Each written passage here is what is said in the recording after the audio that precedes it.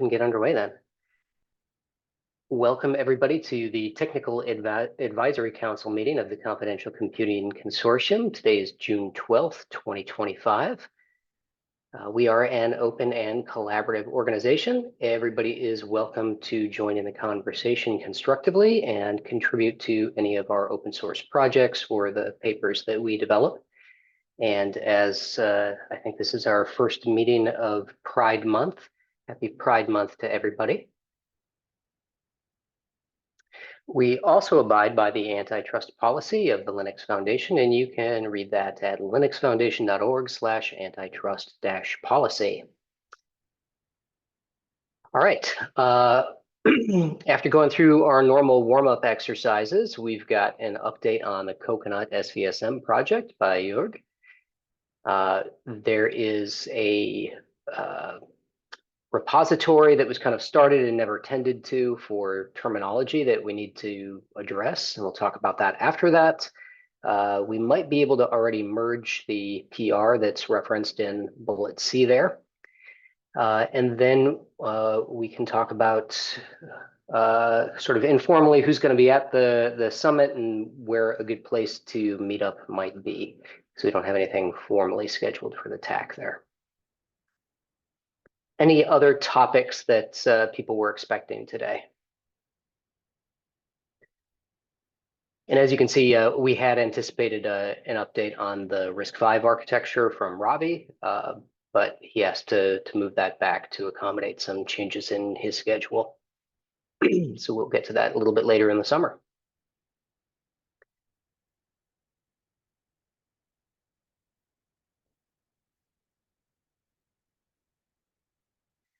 And I don't think we have any voting topics, so I don't think I will take people through roll call, but it looks like we got pretty good attendance right now. We need to come back to that.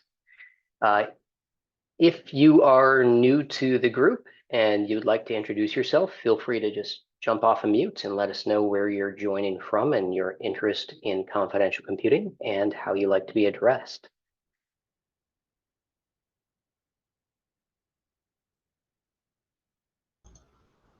Hey, I'm Alex. I work with Bob at Shielded Technologies and sort of helping out with some of his workload at the moment. So that's why I'm here. I've got a history. I did my doctorate in privacy preserving cryptography. So so yeah, got some interest in there. Yeah, joining from London at the moment. All right, that's very cool. Well, nice of you to take on some of Bob's work for him.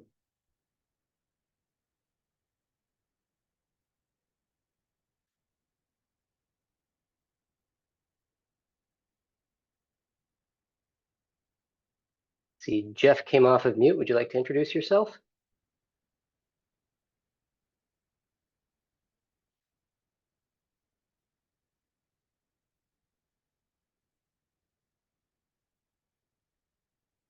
All right, well, if anybody else would like to introduce themselves as we go, maybe people were having problems with their mics or just weren't quite ready to introduce themselves, you're certainly welcome to jump into the conversation at any point. So let's see here. Last time we talked about doing a little bit of repo administration for the SIGs. Rian, I don't know how that has progressed, if you'd like to give any sort of update on that. I have met this week with the leaders of the attestation working group. And so their repo currently lives in its own org. So we quickly talk through what possibilities there is to collaborate and get that under the org of the CCC. So I will work on a document to see what can be just moved and what need to be renamed. For instance, they have a governance repository, as well as CCC have a governance repository. So we have to rename attestation governance repository. And then also we'll need to look at permissions at repo and org level, how we're going to manage teams and permissions there. So it's on my to-do to write up a proposal of how we're going to move it and then get back to them. We did agree that there's no rush. It's important, but it's not urgent. At least we can move it before the end of the year. That I think is a good timeline, but rather slow and accurate than lose something on the way. Yeah. Yeah, and it just occurred to me, I wonder if they'd be open to some consolidation too, because that probably don't need a separate governance repository and a separate meetings repo. So maybe that stuff could be smushed together. Yeah, so as soon as I have written it up, I'll share with you and Yash, and we can discuss and take that back to them for consideration. Okay, great. Also, last time we talked about Fritz has formalized, not formalized, but we didn't really have a good way to point people to what's expected for a tech talk and how to get involved in that. So that is now in our governance repo. And we had somebody reach out to us to see if we had a organization-wide disclosure process. That's something that we looked at years ago, but because the projects were so disparate, it didn't really seem like it was something worthwhile, or at least it didn't get prioritized. And so just sort of open the door. If that's an initiative, people maybe run disclosure processes in your own companies, and that's something that you want to contribute here at the CCC. Just go ahead and send a note to the list, or if that interests you now, you could just pop off of mute and let us know. The main topics were the SPDM Tools project updates, the ILIT mentorship download from Buktuk, and then we moved Veracruz to Emeritus, and thanked Derek and the other maintainers for their work. And we made some progress on those GRC patterns docs that are basically ready to ship at this point. We've got a separate topic to come back and talk about organizing some time at the summit, so we'll do that then. And unless I'm forgetting something, we can get right into Jorg's update.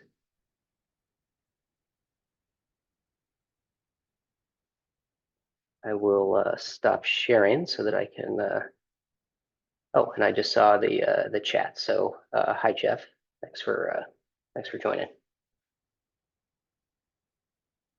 So let me see if sharing works. So can everybody see the screen? Yes, indeed, with that very nice logo. Great. Yeah, I come to that later.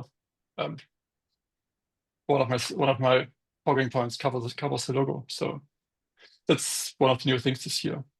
Yeah. So let's get started with the Coconut SVSM annual project update. So welcome everyone. Before we get into the actual update and what happened, I want to refresh everyone on what Coconut SVSM is. So on a high level, Coconut SVSM is a platform to provide secure services to confidential virtual machines. This is a very abstract statement, but it is the usual answer that I give when people ask me what is Coconut SVSM. So let's dive a little bit more into the details and look at some examples of what services the Coconut SVSM project intends to provide to confidential VMs. So the most important one and the one that got the project started at all is providing a trusted virtual trusted platform module to confidential VMs. With the confidential computing trust model, the TPM can no longer be emulated in the hypervisor. So we need a secure way to provide it, and Coconut SVSM is a platform for doing that. But other services are, for example, live migration. There are some challenges in confidential VMs with regard to live migration. This is also a service that can be provided via the SVSM or a UEFI variable store, which has some security requirements around secure boot, because secure boot variables store secrets that must not be visible to the hypervisor to keep secure boot secure. So this is also a service that can be provided by the SVSM, or also secure IRQ delivery, which is needed on some platforms. Is also a service that can be provided by the SVSM. This is, of course, those are, of course, all examples, and there's no limit on what people can imagine that the SVSM can provide, because the SVSM intends to be a platform, not a specific service. Some of the history of the SVSM, the project was launched in early 2022 with a specific platform in mind, and where we've laid the foundation of writing everything in Rust. The Coconut SVSM project is written in Rust. It was at a point where it could be published as open source in March 2023. This happened at the OC3 conference back then. It was kindly accepted into the Confidential Computing Consortium in April 2024. Thanks again for that. And we made some other milestone by creating a technical steering committee last month. So this is actually where we are at, and what the project is about and some of its history. Now let's dive into some of the development topics.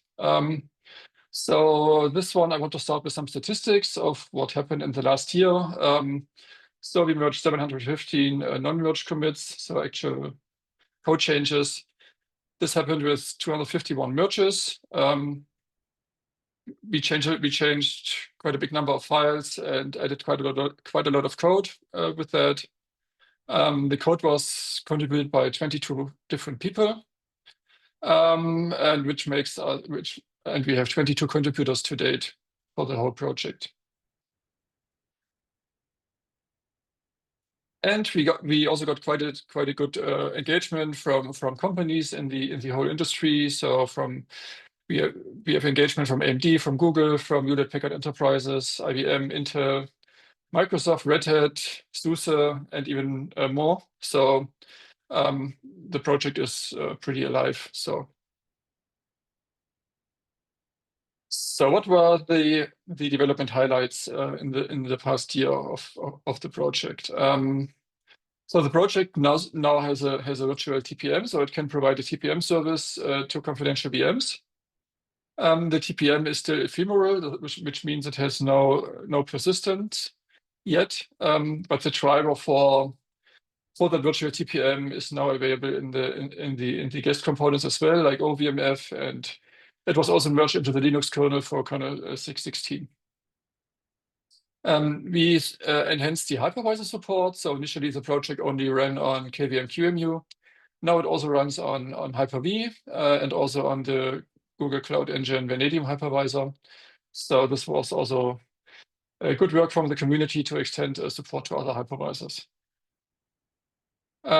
Platform support was also extended. I mentioned that initially the project was written for AMD SDV SNP, but in the meantime, support was also added for Intel TDX and also a native platform, which is mostly for debugging purposes right now.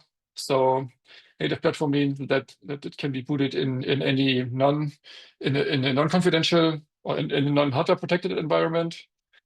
This is very helpful for debugging the kernel level features. Yeah, Dan, you have a question?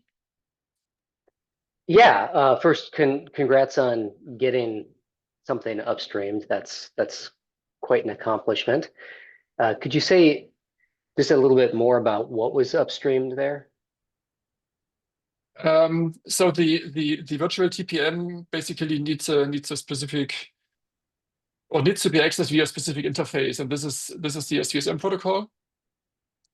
And the driver to actually make the TPM code in the kernel using TPM over this protocol is basically the SVSMV TPM driver, and that was merged into Linux and OVMF. So. Okay. All right. Well, that's great. Thanks. Next on the list, we move to IGVM booting. For those who don't know what IGVM is a file format specified by Microsoft and open sourced, which has the ability to specify the initial memory layout of a confidential VM. This is a big big benefit, because based on an IGVM file, there exists tooling to actually calculate the expected launch measurement. And that pre-calculated launch measurement that can then be used to compare it against the actual launch measurement when the VM is running. And this way, there's the guest owner can verify that the hypervisor did load the guest correctly from the IGVM file. So this is a great thing, and Coconut SVSM uses IGVM booting as its default way of deployment now. We also made our first steps towards persistence support with merging a virtual block device driver. So the Coconut SVSM can now access the virtual block backed device. There are still some parts missing to get actual persistence, like an encryption and verification layer for the block device, but this is a very useful first step. The next thing is that user mode execution support is also evolving. So the Coconut kernel can now execute user mode programs. The goal is to run the actual services in user mode at some point. The currently biggest missing parts are the user mode support library that needs an allocator and some more support to actually write useful modules. We also need some more support from the kernel side. For example, something we need to support are threads for user mode processors. So this is still being worked on. But overall, this support is evolving. And the project also adopted formal verification, at least for parts of its code base. It's not a full formal verification of the whole code base. It's more like formal verification of specific parts of the code base, like the address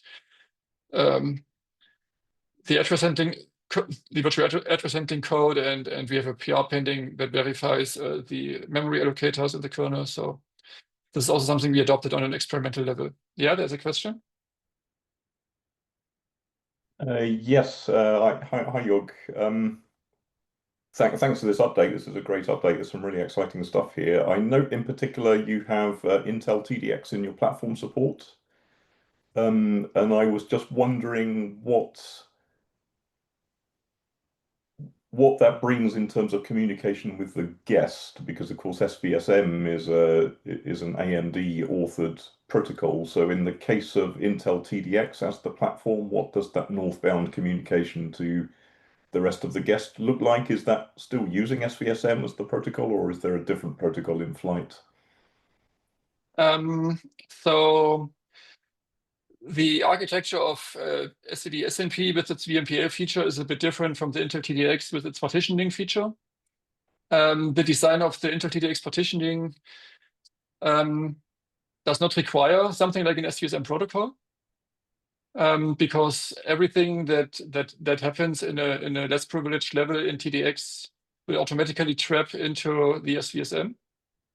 So the SVSM can actually handle everything itself. That basically everything that handles in the Linux kernel's VE handler has to move to the SVSM. So therefore there's no real need for an SVSM protocol, at least for the base support. And this is also the reason no protocol exists yet on the Intel TDX side. Although there are valid use cases for a direct communication mechanism between the guest and the SVSM on TDX as well. The first use case for this is observability, to make the SVSM observable, like things like log files and some runtime metrics of the SVSM makes them visible to the guest operating system running on top of the SVSM. So this is a use case for having such a protocol on TDX, but this is still under development and not yet implemented or specified. Okay, at least to my knowledge. Thank you. So would it be accurate to say then that a guest is unenlightened in the case of running with the Intel TDX? Like a virtual TPM, for example, is that just using a CRB driver in the way that it would on any other Linux system, and Coconut is just able to intercept that? Right. That's basically the mode of operation, the planned mode of operation on Intel TDX. So yeah, basically running the guest mostly unenlightened and having all the handling in SVSM, which makes it possible to actually implement something like a CRB-based protocol for the TPM and not have to rely on the SVSM protocol. Okay, I understand. Great. Thank you very much. Okay, so then we go to the next slide. Here I want to highlight a little bit the Coconut SVSM's place in the whole open source confidential computing ecosystem. So this diagram shows basically the place where the SVSM is. It runs inside the confidential VM on top of the Linux KVM kernel with the QEMU hypervisor. Then in the VM, the Coconut SVSM runs. The guest also executes a firmware, OVMF, and the Linux guest kernel. But to actually support an SVSM in this whole stack, a lot of parts, some parts are still missing. And on this slide, I want to cover what we already have and what we still need to implement as part of a Coconut SVSM community efforts, or what we plan to work on. So what we have is actually Linux guest support. So Linux can run, is enlightened to run on an SVSM using the SVSM protocol. I already mentioned the VTPM driver that is also now merged into the Linux kernel, that this is done. Same for the EFI firmware for OVMF. This also has SVSM support and also the VTPM driver using the SVSM protocol. A missing piece on OVMF that we still need to work on is the SVSM memory detection. It's basically this will allow the SVSM to allocate a variable amount of memory from the VM and not a fixed amount as it currently is, which is actually required because the SVSM needs to allocate at least one big data structure to cover the validation state of each page of guest memory. This is needed to fix some potential security problems. And depending on the size of guest RAM, this data structure can get pretty big, bigger than the memory allocated to the Coconut SVSM, and therefore the SVSM needs the ability to actually take away other parts of guest memory.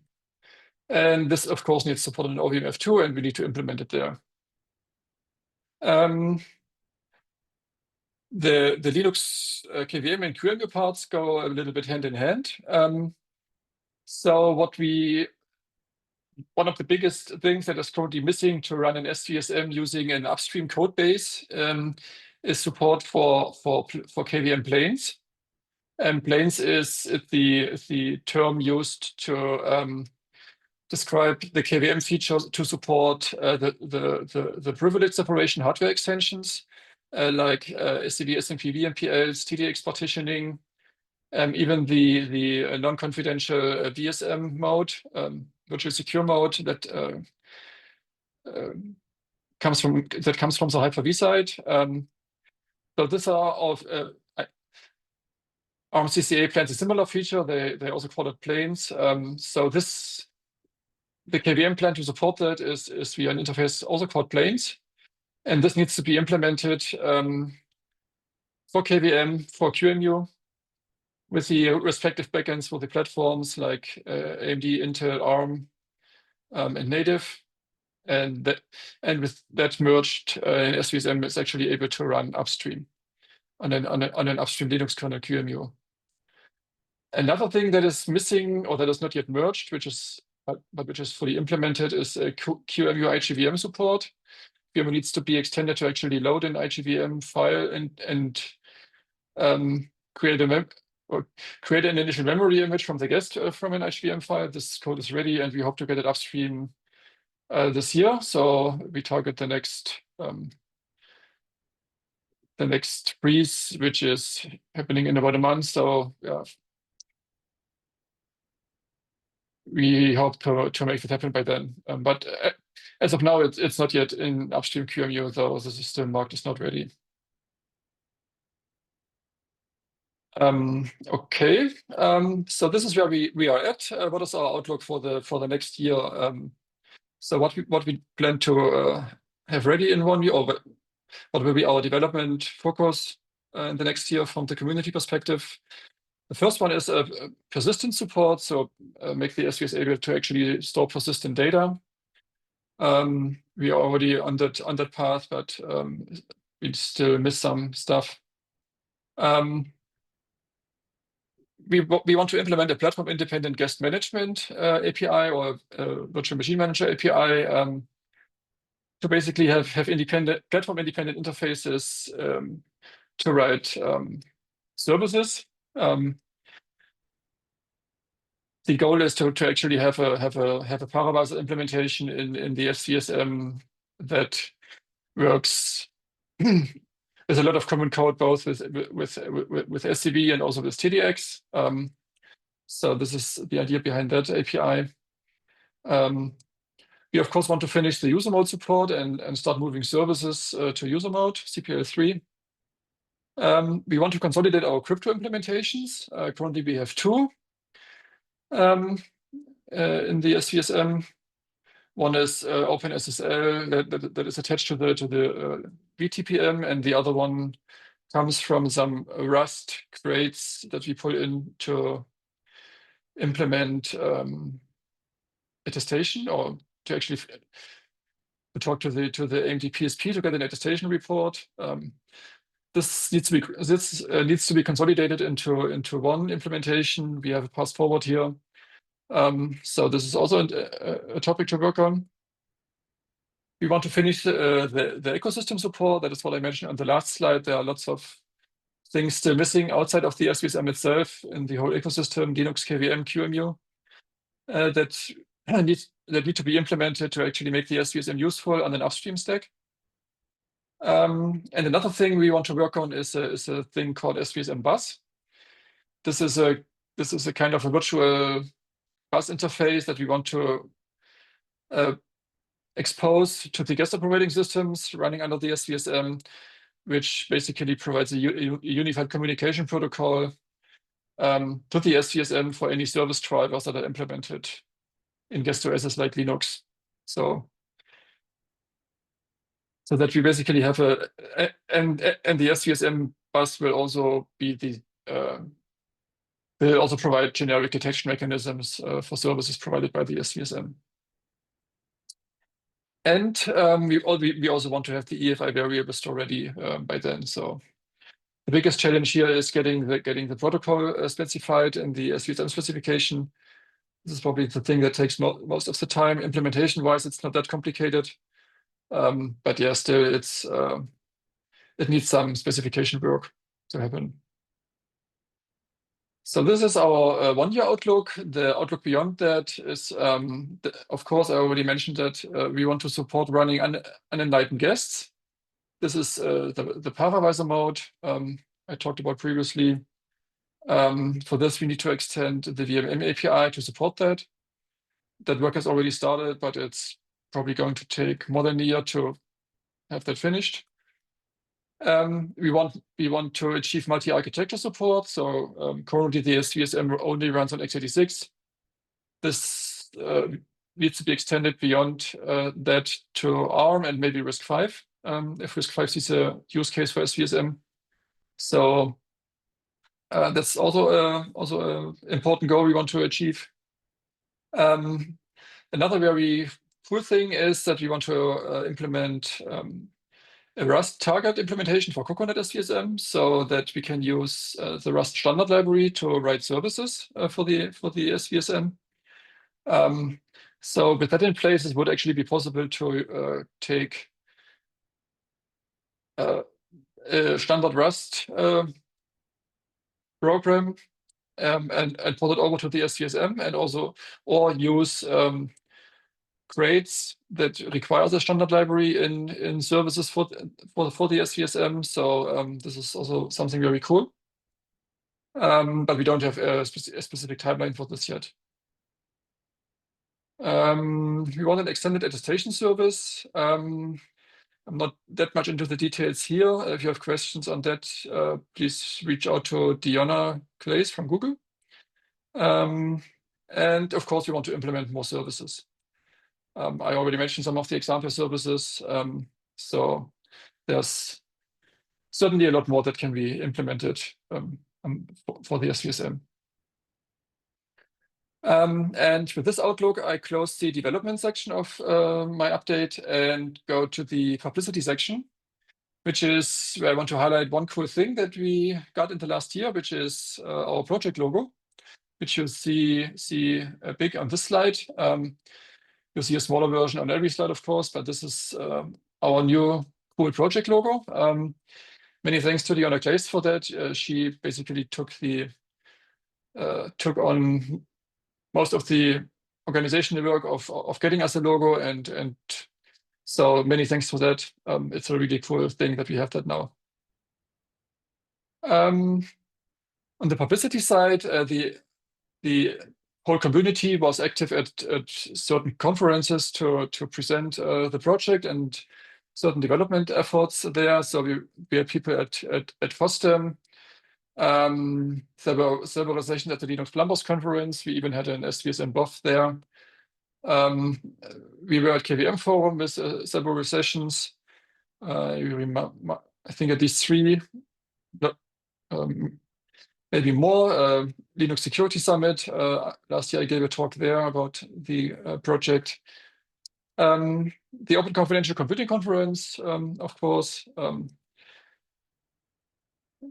So this were the conference where we presented on either the project or specific things that we work on. There's some outlook on this as well. So what are we going to do? Of course, we want to keep presenting at various open source conferences. I will personally not attend KVM Forum this year, but other people will and present it there. I think we will also be at FOSDEM again and other conferences. We also plan to present at one of the other CCC conferences. So there are several CCC mini summits, and there's also the Confidential Computing Summits. We hope to present the projects at one of those as well next year. And of course, we want to organize at least one meetup per year. We didn't have that yet in the formal way. The community or bigger parts of the community met at certain conferences, but there was no formal meetup where the whole community was invited. So this is something that we want to achieve going forward in the next year. Okay, so this was about publicity. Next is governance. So how do we organize our project? The project basically more or less completely collaborates via the GitHub infrastructure. We use GitHub pull requests for and the GitHub review infrastructure for any code submissions. So we have public weekly development meetings. Those happen on Wednesdays. Those are public, everyone can join, and this is usually a meetup of a bigger part of the community. So we have a project mailing list that recently moved to the Linux kernel infrastructure. So we have that as well. And we also recently got a matrix chat room where the community is present, where we can chat on things, and there's some shorter turnaround times. The community, well, not the community, the project established a technical steering committee last month, actually. This is a pretty new thing. So it was formed in May, so last month. The technical steering committee is organized via closed weekly meetings where we do pull requests and issue review and have architectural discussions on the project. So these are weekly meetings by now. We have a formal decision process. We are basically voting no means veto. So if anyone in the TSC votes no, then we have to reassess the problem. So I think that's an important point to mention here. And the actual formal decisions we make will be published going forward. So there's also a way to override a veto, and if a veto gets overwritten, then this will also be published as part of the decision. So, and now to my not this last slide, but another slide on the TSC. These are the members of the TSC. So we have 4 people there: John Lang, me as the chair, Peter Fang, and Stefano Gazzarella. These are the people on the TSC. We plan to extend the TSC in the future, but for now, it consists of these 4 people. And with that, I'm getting to the end of my update. I want to thank you all for listening. I want to thank the Coconut SVSM community. They are really the heart of the project. So many thanks for all the hard and dedicated work and making the project grow. I want to also thank the members of the technical steering committee for taking on this important role and actually taking some maintenance work off my shoulders. This is something I find very helpful.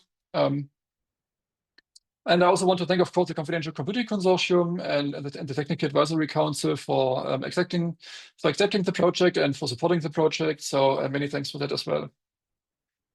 And with that, I'm at the end of my update and ready to answer any more questions that you might have. Wow, great update, Jörg. Thank you. I have a question.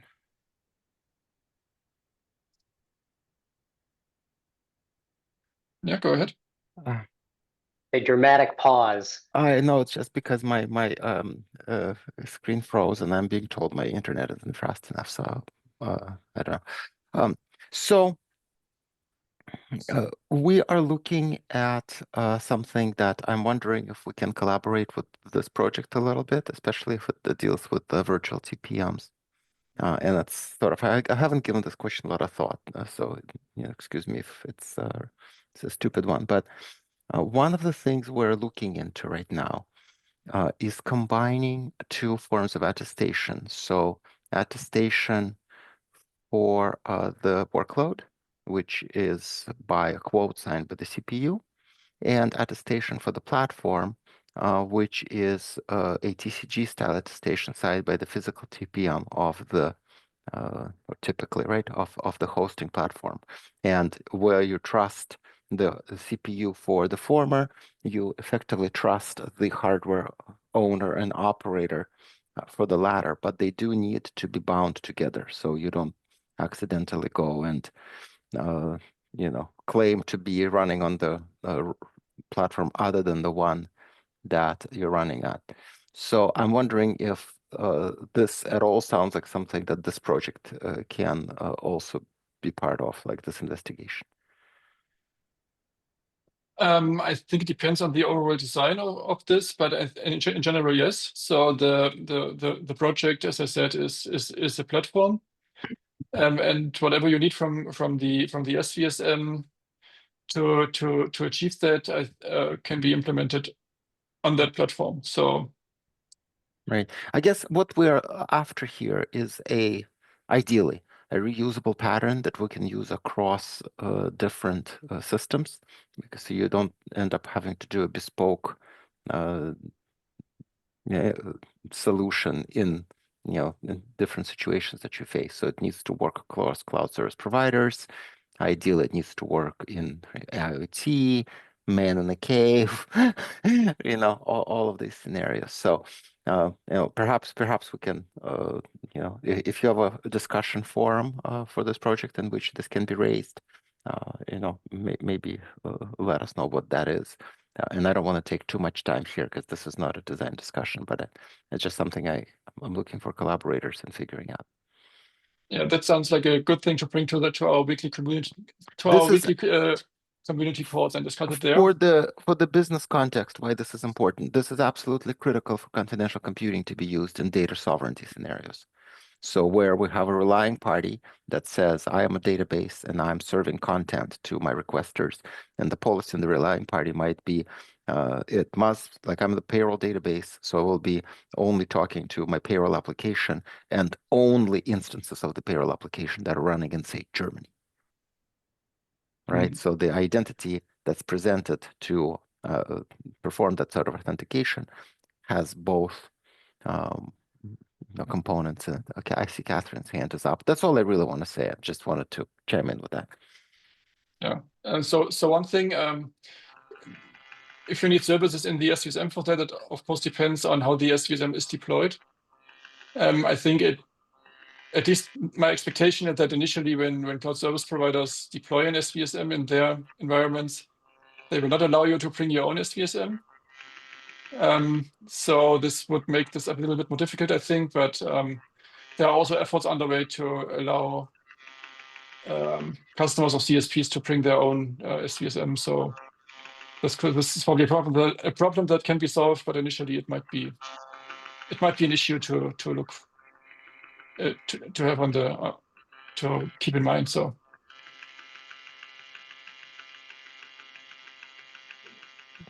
Going on. okay, more questions. Yeah. Am I next, or I see Yash hands is up too? I think you're next, Catherine. Okay. Yeah. So, great talk. Thank you. I'm interested in knowing your early thoughts about persistence. I saw this is like a 1 year out. A long-term thing, perhaps. But can you share some of the early thoughts on that? You mean thoughts in form of a timeline, or thoughts of where we are with the development, or Thoughts of the direction you're going, the technical approach? so we have currently a PR pending to actually achieve the attestation of the SVSM, which is a prerequisite to actually unlock the persistent storage. That is the problem we need to solve next. This is an effort that's currently underway, and I think it's getting closer to being ready, to being merged. We already have the block device. We have one block device driver. This is not the final one. I think the block device drivers will have to be per hypervisor, so we will have more than one. But that is also something for the future to make this more generic and support different backends for the actual block device. The next thing is that we need some kind of storage format which provides first of all object separation, so that we can so the different services can store their data there. That needs encryption and integrity protection as well. There's also effort going on that, but we still need to have discussion in the community on what the best way is. But I'm aware that someone is actually working on that. So when it's of course hard to give a timeline, but I think it's achievable in the course of the next year. So. Then the other problem which we currently ignore is replay protection. We don't really have an idea yet how to solve that, but yeah. Okay, thank you. And this is where we are. Okay, I'll jump right in. So, first of all, thank you. Your great update. Congratulations on your new job. And I have an integration sort of broader CCC question, building on what Mark said as well. Have there been discussions in the SVSM community about possibly providing the verified state to a higher application user space agent like Trusty for conditional secret release? Because we have like two ecosystems, the container ecosystem, which is using the key release mechanism, and then we have the platform layer, which is favoring SVSM. So have there been discussions about possibly integrating them? So the only thing I'm aware of is that that we pass this up via the TPM, because the trust in the TPM is actually established by the hardware attestation report. So I'm not aware of any other efforts there, but I'm sure we can find a good solution there. So this is all still very much in flux what we are doing on this side. So we also find some shortcomings in the SVSM attestation protocol itself. But this is another way of patching things up. So we're currently working on fixing these shortcomings in the protocol. This is under very heavy development still, but yeah, I think the use case you're mentioning, I think this can definitely be on our list. So implement that, or to make that possible.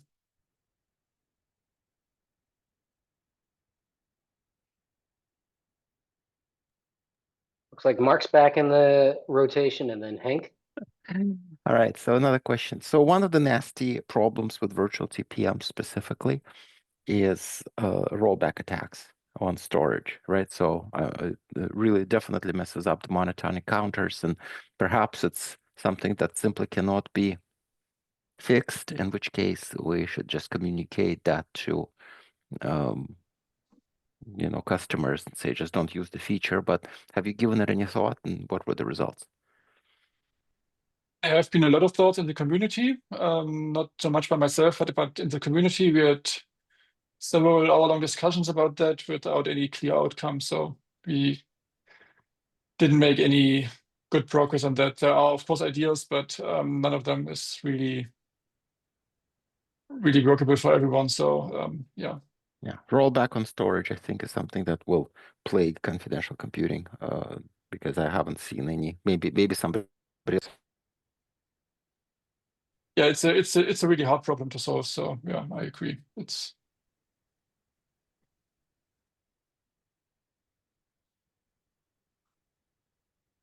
All right, Hank. Yeah, hi, this is Hank. Talking about problems, you were highlighting that you are not decided on a certain mechanism or maybe the possibilities of replay attack prevention. So if you need more eyes on that problem or issue, feel free to reach out. I think this is a reoccurring problem in our workspace for the last 7 years, and maybe I don't know, can help, maybe not, I don't know. But this is just an offer, yeah, an offer. okay, cool. Thank you. Yeah, I'm sure this topic will come up again, and then we can include you in the or we can reach out and discuss it with you as well. Sure. Because in my I have multiple heads, but for example, in the Fraunhofer realm, there are a lot of well-educated, trusted platform people. So, and they, it's an old problem. So maybe they recognize it in this context somehow. Yeah. Yeah, cool. That's much appreciated. Cool. Thank you.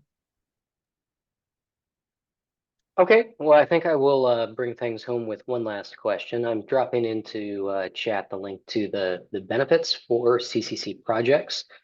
I know we helped fund getting the logo professionalized.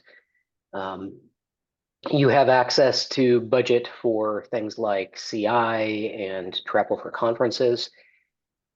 Is there anything that comes to mind, and you don't have to restrict your answer to what comes to mind today, but we're always looking for ways that we can help projects in some material way advance. So if there's anything that comes to mind now or later that is something that would help the project, let us know. Yes, yes, thank you. So what we are looking forward to also implement going forward is integrating actual confidential computing hardware into our CI. Currently, we only have GitHub CI, which does not provide any confidential hardware features, so we cannot actually test that or test the full SVSM stack there. So this is something that we want to achieve going forward. And for that, when we have more specifics, we will get back to the CCC and ask for help on that. So thanks Yeah. for reminding me of that. And that's not the first time that we've heard that. I'm looking to see, we do have Alec. So I can put Alec on the spot as the representative for Microsoft, knowing that GitHub is, I think, largely its own thing. But if there's some way that we could encourage confidential computing hardware available in GitHub, I think there's a lot of projects, obviously within our ecosystem, that would take advantage of that. Help me understand a little bit more, Dan. Are you advocating for having CC capable hardware in GitHub for the purpose of testing runners, for example, on confidential computing hardware and using attestation evidence to show that the builds were done in secure environments, something like that? Yeah, so that sounded like two different things, and I hadn't thought about the second one, but absolutely yes to CI. So if you could get a runner on GitHub that was SEV capable or TDX capable or CCA or Cove eventually, then people could do their CI. But then you raised the second thing, which I think we've heard talks from a couple people about having testable build environments themselves, so producing the artifacts and having those signed by an intestable environment. That would also be cool. Yeah, that sounds like a great idea. The only hesitation you're hearing in my voice is they haven't really reached out to GitHub. Like you said, they operate as an independent entity. So let me see who I can find over there and just maybe bring them to a CCC meeting and to a TAC meeting and brainstorm with them. So I'll take that action item to reach out and see who I can contact on the Microsoft side. Good suggestion. Thank you. Thanks, Alec. All right, so with that, we should probably move on in the agenda. Thanks again for a great update, Jörg. It's great to see the project making such good progress. Yeah, thank you as well for all the help you're getting from the CCC. All right,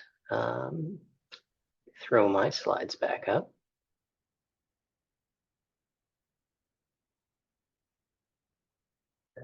This.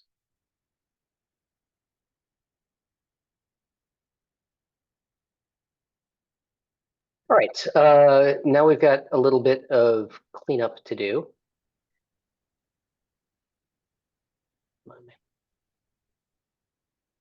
So, I don't know, like a year and a half ago, we got feedback from the community that, what are all these terms, and people don't want to read like a spec to understand some of the basic operation for basic concepts of confidential computing. So wouldn't it be great if we had a just like a simple glossary with plain language in it that didn't require reading specs? So this got started, but then it kind of got abandoned, and I don't think it ever really had community around it. It was just sort of the initiative of one or two individuals. So it could be worthwhile to get this cleaned up, but meanwhile, it has some probably incomplete, maybe inaccurate definitions. It certainly has not seen broad review. So we need to either clean this up or shut this down. And I'm curious if anybody else is interested in taking ownership of this. It doesn't mean that you would do all the work, but you could help do some cat herding to get other people involved. Yeah, drop this link into chat as well.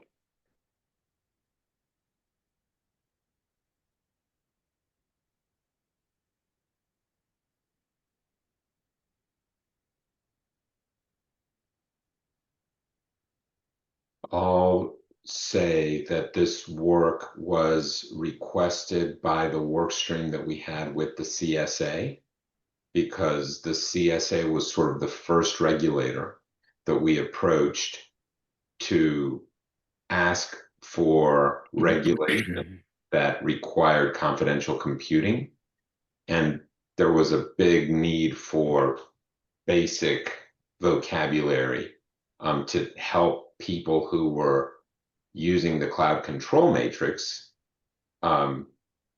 If we put the requirement for confidential computing as a control in the cloud control matrix, then a huge number of individuals would suddenly be required to know what those terms meant. We didn't want to link to the terminology document because it's so big.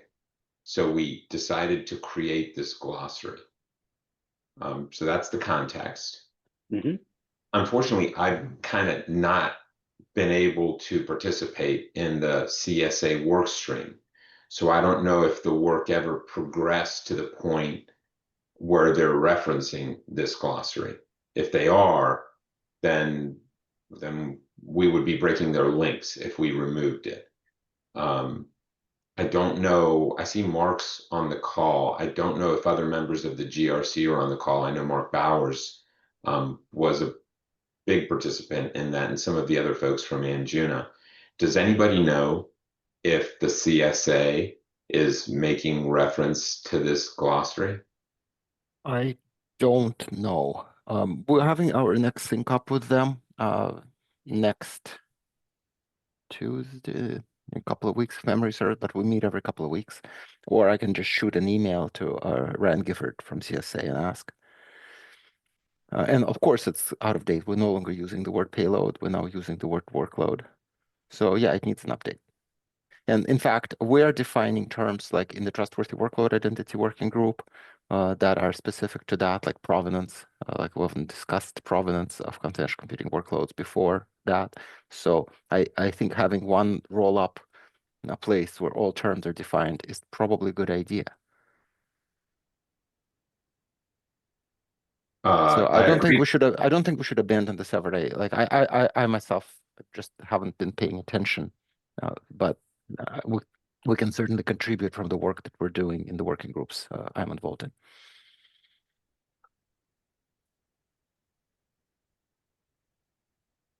I mean, this has to be the go-to place where so every usage of every term across all our documents is consistent. Like we have workload identity, but we also have workload identifier. We also have workload credential, right? And they're all different. Totally agree with you that this is worthy work. Totally agree with you that it would be beneficial to the community. I'm trying to square that with Dan's observation, his insightful observation that unless we can fund the work to get these terms maintained, that we're doing a disservice by having false information out there, out of date information out there. I'm trying to figure out where the balance is here. I can't commit to doing the work right now to keep this up to date. So I will commit to making sure that the work, the terms specifically related to GRC and to trustworthy workload identity are correctly reflected in this document. That's the extent to which I can do it. Well, that's great. That's a start. It also occurs to me that, well, maybe some of us individually are already kind of at capacity, that if we have other people in our organizations that I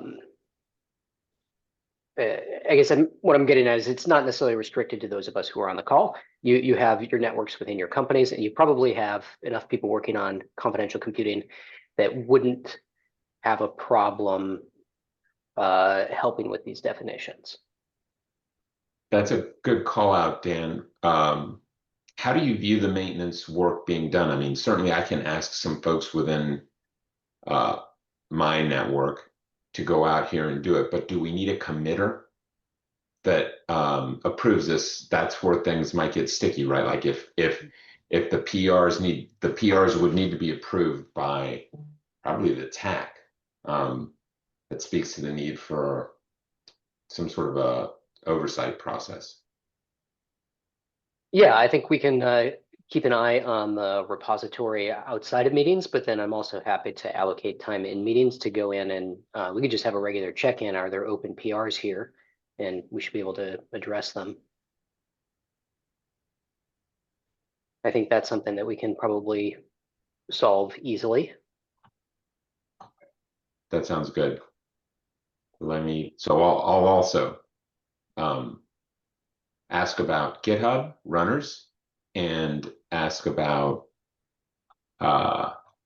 maintaining this glossary within my group at Microsoft, and hopefully others can find the time to do that kind of work as well. And I'll craft an email to solicit help, and then reference that the TAC will review the PRs, or that voting members on the TAC will review the PRs and approve them, right? Is that, I'm not really sure about this particular page, but I'm assuming that's kind of how it would work, right? The people who are owners are the voting members of the TAC, is that right?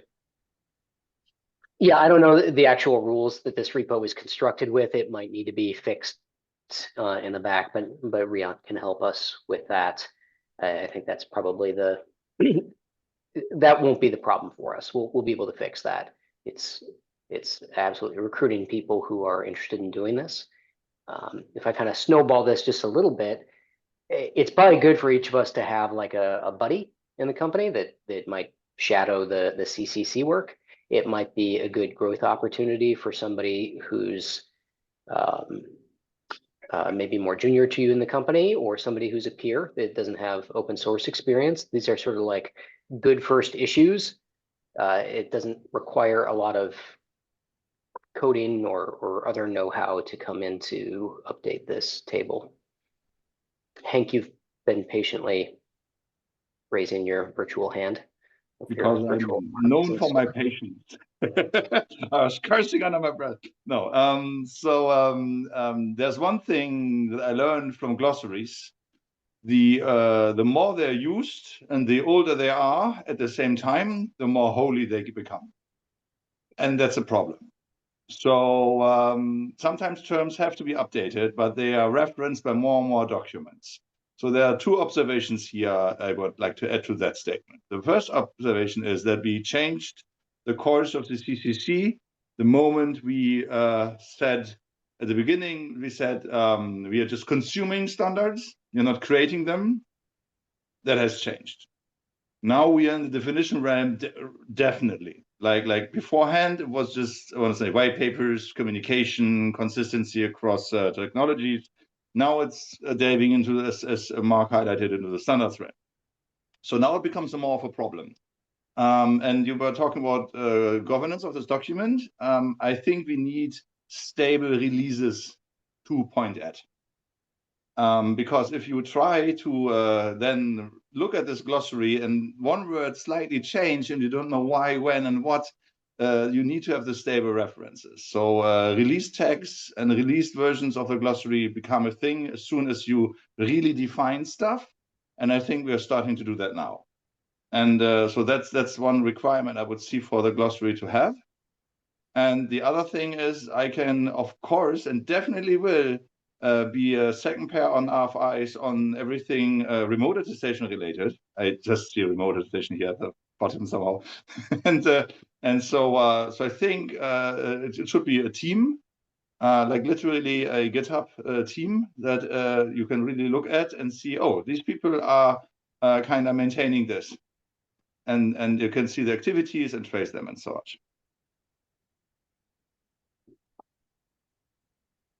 Yeah, that's good feedback. Do you think if we were to sort of contextualize this a bit by softening this as like informal definition, if that would help us not tread too deeply into the we are writing standard space? Then I would cut it in half and say, this is the stable one, and these are the exotic ones, or experimental, or in incubation, or whatever, and have them in branches or separate table. But you need stable definitions. Mm-hmm. Definitely for the self-references. and then I assume the remote attestation ones aren't that hard either. And then there is step by step coming new terms, like Mark highlighted. We are working frantically. Well, in periods, we work frantically on creating and polishing definitions for words, for name terms, and I think that can stick for a while.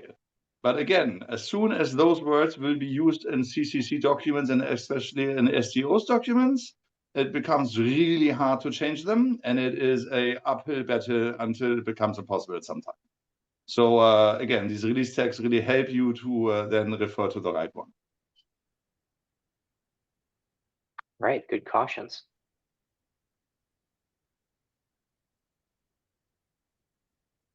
Okay, cool. I'll go and sorry for speaking out of line. I'll go back to my team, recruit some folks that have some expertise in this area, and we can submit PRs.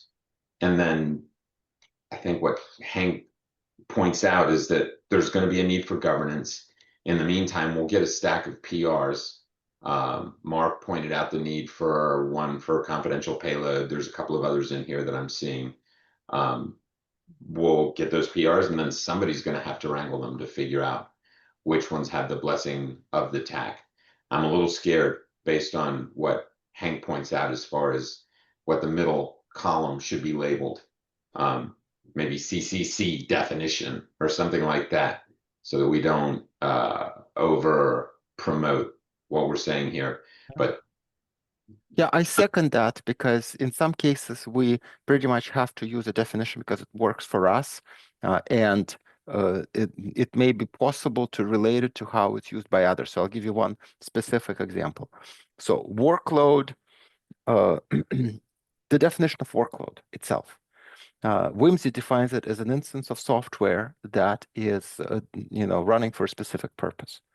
And when we work on trustworthy workload identity, for us, workload is that, but constrained to the portion of the workload and its configuration that's subject to remote attestation. So we're taking the term, we're using the term, but we're making it explicit that our definition is a little narrower than the one that's used by that industry group. So in that case, it is a CCC definition, because that's what it means when we talk about it. Yeah, that's an excellent comment. I think also prefixing of a CCC glossary is also absolutely A-okay.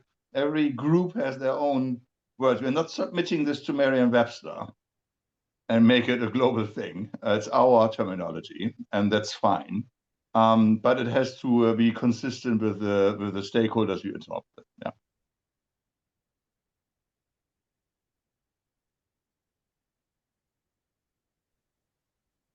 All right, well, great. Let's come back to this in the next session, and hopefully we'll have some PRs that need to be reviewed, or we will have reviewed those before then. The next TAC maintenance topic here. See how we are doing on this one. Okay, so this PR is still open.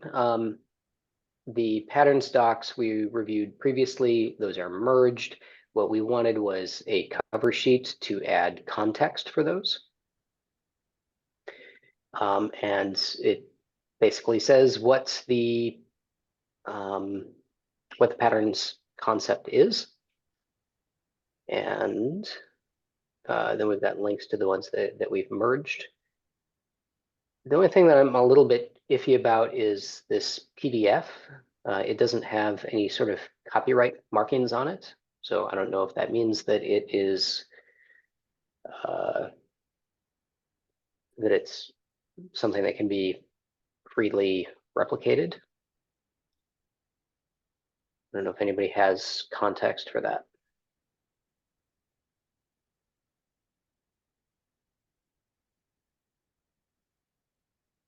Sorry, I missed the question. I'm probably the best one to answer it. This PDF. Yeah. No, it's gonna let me. Like, if you want to learn what pattern languages, there are actually 4 PDFs that were originally, like, there was like a pattern for patterns, there was like a guide to pattern developers. So this one is probably a good one if you're going to use just one. Yeah, so the question is, I don't see copyright marking on it, and I don't know if that means that it is free to copy. That is my understanding. It is sort of in the public domain. I cannot be sure, but that's my understanding. Okay.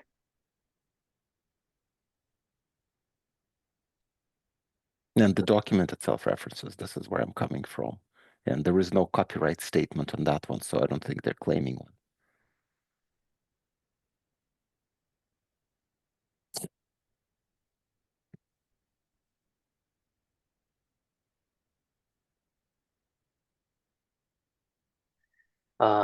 So we've got 2 green checks and a gray check here, and I don't know if your feedback, I think your feedback was addressed, Mark, AKA the Bankster. Yeah. I'm actually not allowed to use my real name with GitHub that I use for work purposes. That's a fun fact. Anybody opposed to merging this? Or anybody who would like to add their green check mark? It looked good to me last I looked. Okay. And hi Tao, thank you very much for doing the work. I need to drop in like literally in 1 minute. Can I just put out another call for consideration? So this is something I will be bringing to the next kernel SIG meeting. Next time they'll have me, so maybe next one or the one after, but I'll contact them. And I would like to solicit participation from all who have an interest in this. This is going to be discussed primarily in the governance SIG right now, but eventually in the trustworthy workload identity as well. So there are 2 very big assurance holes in confidential computing, and they both have to do with not really knowing what is in your workload. Because again, original confidential computing was, here is some amount of code, it's going to be relatively static, here's some config, go test it, run with that. There are 2 common, increasingly common, probably dominant types of workloads that simply don't fit that mantle. One is confidential VM, because you can log into it as an admin, you can download initial code, because God knows what runs inside of it, how it gets extended after it gets attested. And the other one is machine learning, where the model itself is the code, and the model will change with RAG and by any other mechanism. So for kernel SIG specifically, I want to approach them and come up with a set of recommendations for how to lock down your VM so it remains what originally it was attested as. So like code signing, perhaps disabling interactive logons, like various forms of lockdown. And how do you do it technically, and also how do you attest that, how can a verifier ensure that in fact this did in fact take place. So again, not asking for solutioning right now, but I know it's a big problem. And if you have an interest in collaborating on this, shoot me a message on LinkedIn or any other format. And I will include you in these discussions. Very, very important for us to figure this out. Okay, sounds like an interesting topic. It's kind of existential. So, all right, thank you all. I'll drop now. Bye-bye. All right. All right, so I want to get this merged in, and I will not do that though if anybody has an objection. So I'm going to open the door to anybody saying no, don't merge this. Going once, going twice.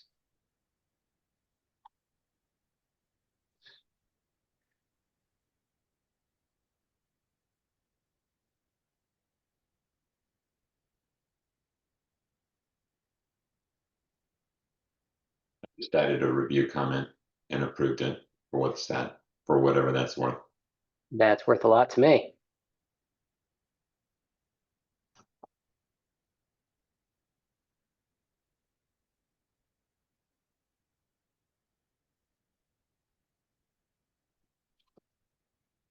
That really does not want to fit here.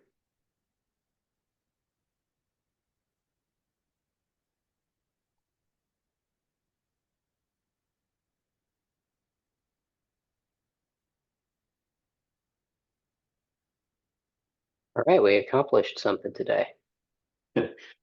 Hooray for us. Nice. All right, let's see, what else did we have here? Okay, yeah, so the only other thing that I wanted to cover was for those of us who will be at the summit, opportunity to finally get to meet face to face. Most of us have never met face to face. I have not pulled up the schedule. I don't know if anybody has that handy that we could explore that and look for a time that we can sync up. And maybe also we could play a little game of,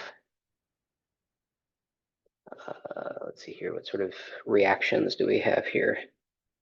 I think I can see the reactions while I'm presenting, but maybe if everybody could, who's going to be physically at the summit, could raise your virtual hand, and then we could get that little sampling of, for those of us that are in this meeting, who's going to be there in person.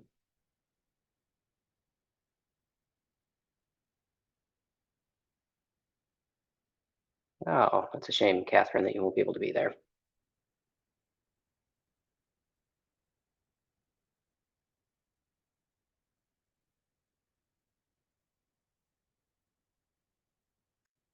Five of us so far.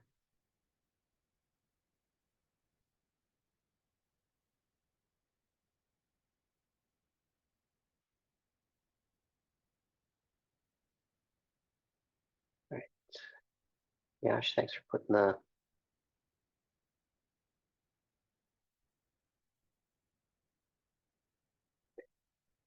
link into chat there. Let's see what we got.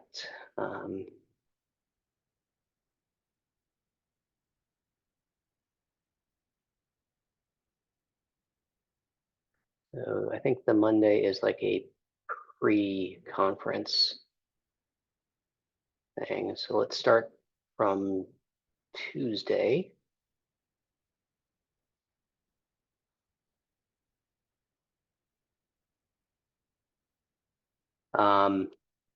We could try to get going right away before we all get lost in other conversations and try to maybe do a meetup at 8:30 in the expo at the CCC booth.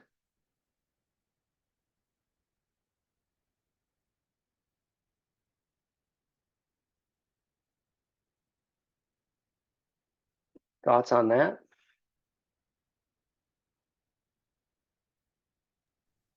Sounds good to me. So that's one option. I had recommended the second half of the poster session, because it's a 2-hour session, and then people will have dinner plans after that.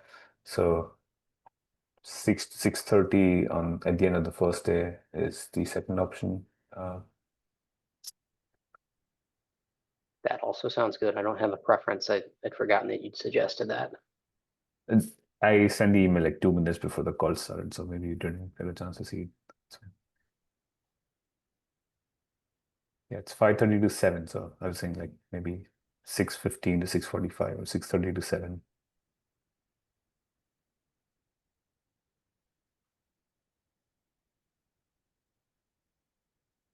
I would even say like 5:30 before people disappear, because people will probably start to filter away quickly. Right away at 5:30. Yeah. Okay.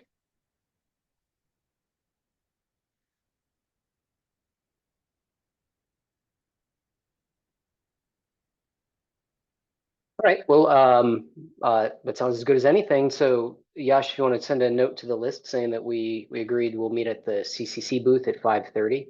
Yeah.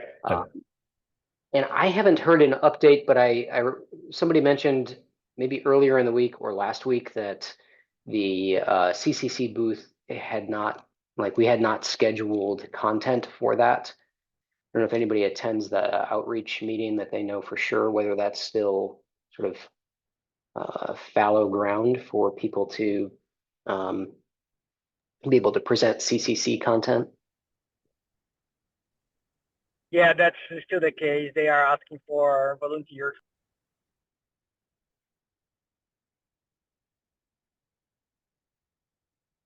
Okay, well, that seems a shame if we've got wasted space. So if you've got a CCC project and you will be present, then know that there is probably booth time and space available that you could make use of that.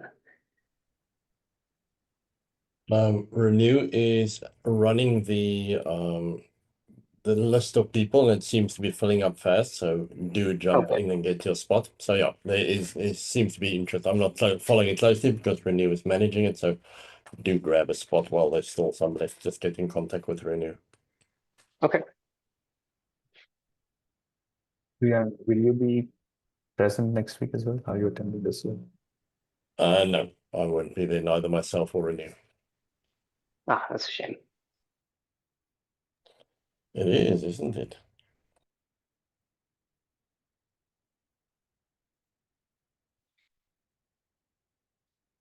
All right, so that brings us to the end of our agenda today. I think looks like the next thing we have on the docket, maybe I can make this a little bigger font again. The OESDK looks like they're due to come in. We might do some recap of what happened or didn't happen at the summit. And we had much earlier in the year put a note out here for this intro to CCC, intro to confidential computing content. The idea was people want to know how to get ramped into the space, and we don't have like a developer journey pathway on the website or anything like that. So that is not a really well-defined topic, but that's the gist of it. So maybe be thinking about that between now and 2 weeks from now. And then I think we also have Usama coming in. He has an issue with the original tech document that I think his issue, if I remember right from the email, is that we say that the CSP is untrusted, and it seems more often the case now that the CSP is partially trusted and not fully untrusted. And so I think he's looking for us to remedy that definition. And I don't know if go ahead. Are you looking that on your screen? And sorry, I just saw Jason's hand up. I'm not sure if that's about the CC Summit or if it's about this. Sorry, that was about the summit. Okay, cool. Sorry, Dan, I need a little context. Are you looking at something on your screen that you can share with us, or the specific definition that we're talking about here? No, I'm not looking at anything on my screen. He had sent either Slack messages or some emails, and my recollection of them is that it was about whether the CSP is trusted or not. And I think if we look in our first tech document, that's like technical analysis of confidential computing, where we set the definition of confidential computing, there's some discussion in there about not trusting the CSP. And so that's probably Mark, did you have something or? Yeah, hey, what's up, everybody? Hey, what do you, is it Nitro? Is it AWS stuff that's making you say that? Why is the CSP trusted in TDX and SEV or SGX? I think it's because of the CSPs providing the firmware. And But I will not argue Usama's case for him. I'm going to let him come in and clarify that. So just this is a teaser for next time and things to think about. Well, I know, yeah. Sorry, go ahead. Go ahead. No. Well, I just know for practical reasons, it seems like CCC needs to sort of comprehend Nitro enclaves, even though maybe they stretch some of the definitions that we have of confidential computing. And there, the hypervisor is in the TCB, so maybe we'll see. Interesting topic. Yeah, did you have something on this? Yeah, so they all actually did get back to Renew earlier today, and he is willing to give an update on the Keystone project because that was supposed to be rescheduled. So I think he hasn't confirmed a date. I think he was willing to give it on the 26th. So what he's saying is that there are, in his email, he's written there aren't any maintainers, and Keystone is also likely going to be moved to emeritus state.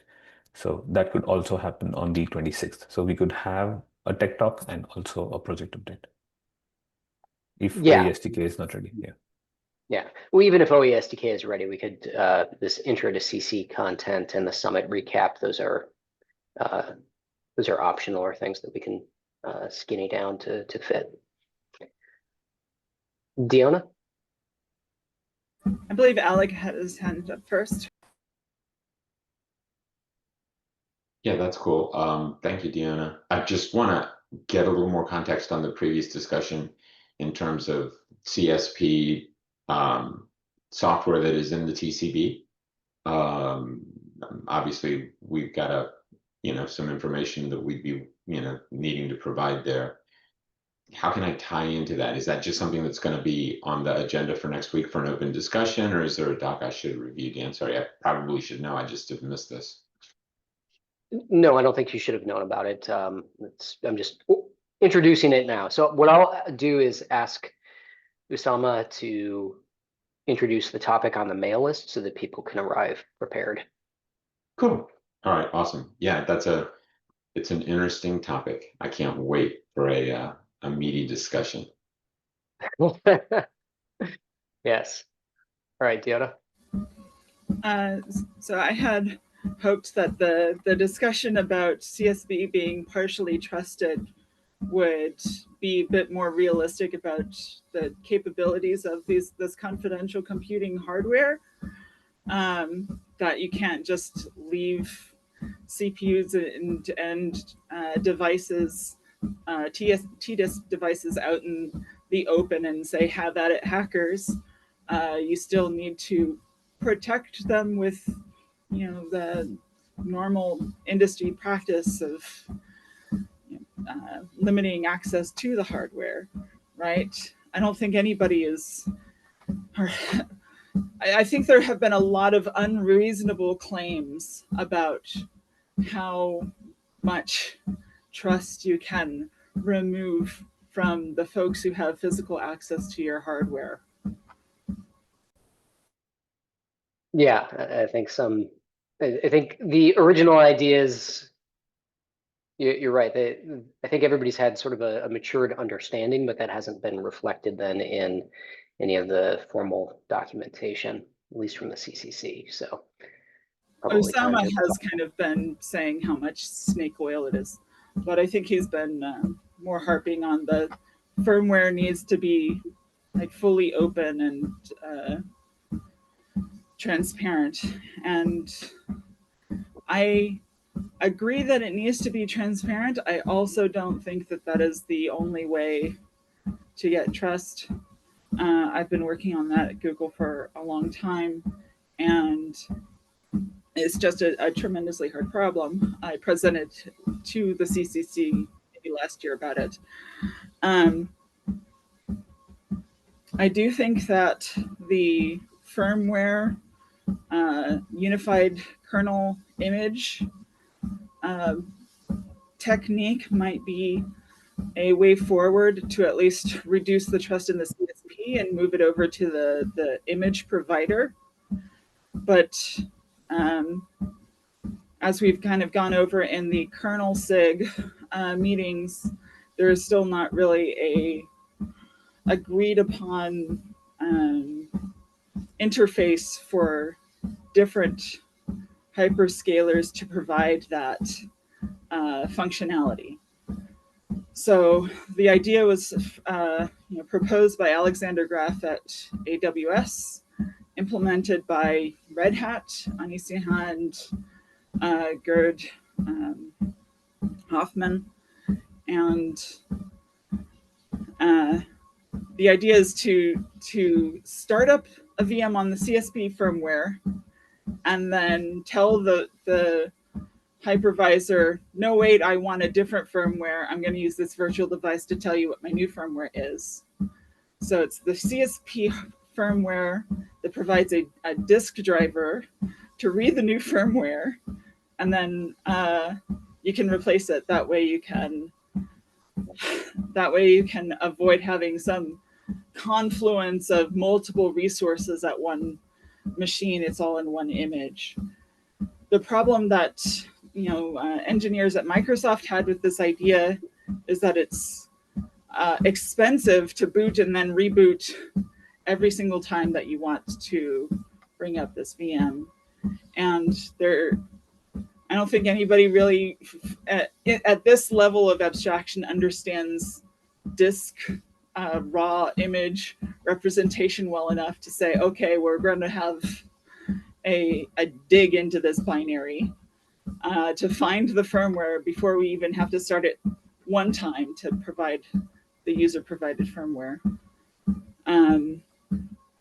Would love for more people to help figure out how we can do this, across hyperscalers, because it is like, even if we go through all of the hard work of publishing our software and giving you a tested build from the C code down to the bits that get measured, and you can see that fully, that doesn't necessarily mean that it's trustworthy.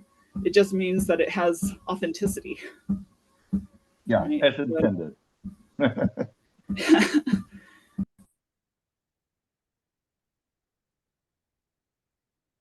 That was a great. Okay, well, yeah, that's Thank you. and be great if you could. Boy, we're really good at this. We need the exponential back off now. I agree. Fiona, it would be great if you could be available in 2 weeks for the next meeting. It sounds like you've got a lot of content that you can bring to the discussion. Yeah, is there somebody, I don't know if you've been working with John Lang or David Yes. Hefton. Yeah, okay, I figured as much. Is there some, I'm not going to get, it wouldn't help the community to have you and John debate the merits of these approaches with, Luddites such as myself. It would be great if there were some, I mean, and I saw the presentation that you did for a unified kernel. That was fantastic. I'm wondering if there's some material that might up-level the conversation so that folks at our level, kind of the commercial level, can understand it a little bit and help make the business prospects more clear. I mean, I have like a lot of customer names that I can't reveal that want it. Yeah. And that really is the business aspect of it, is the demand. A lot of the confidential like toys that we build, we can say all this value that it could bring, but a lot of things go unused. So do you want the pitch that isn't necessarily true, but is what we tell folks? Seen that pitch, and I still believe it's true. The thing I don't get, and maybe what I'm missing, is what you guys are doing. You can sell to your undisclosed customers. Why do you need other hyperscalers? What's the benefit of having us all play together in the same sandbox? That's the part that I think maybe the CCC can help with. If we could figure that out, then that might be useful, right? Right now, Nitro's got customers, Google's got customers, Microsoft Azure has customers. There's a great play to be made to say that if we all agree, then that resonates more, and we get even more customers by the multiplying effect. That's the story that I'd love to hear, rather than digging down into how to load firmware after a second reboot from a device driver that's provided by an open source build that is attested back, not attested, but authenticated back to Google Corporation. That's a bridge too far. That's where we lose our customers. Got it. And Diona, if you can't release the customer names, you could just send them to Alec, and then Alec can release them. Yeah, I'll steal them. That's what I'll do.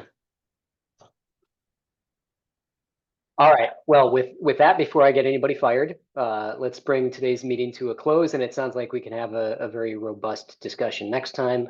For those who are kind of wondering about this last topic, I believe aspects of it were recorded in the last kernel meeting. So if you go out and find the kernel recording for that, or Yash has linked a FOSDEM talk about the UKI image in the chat here. Yeah, thanks.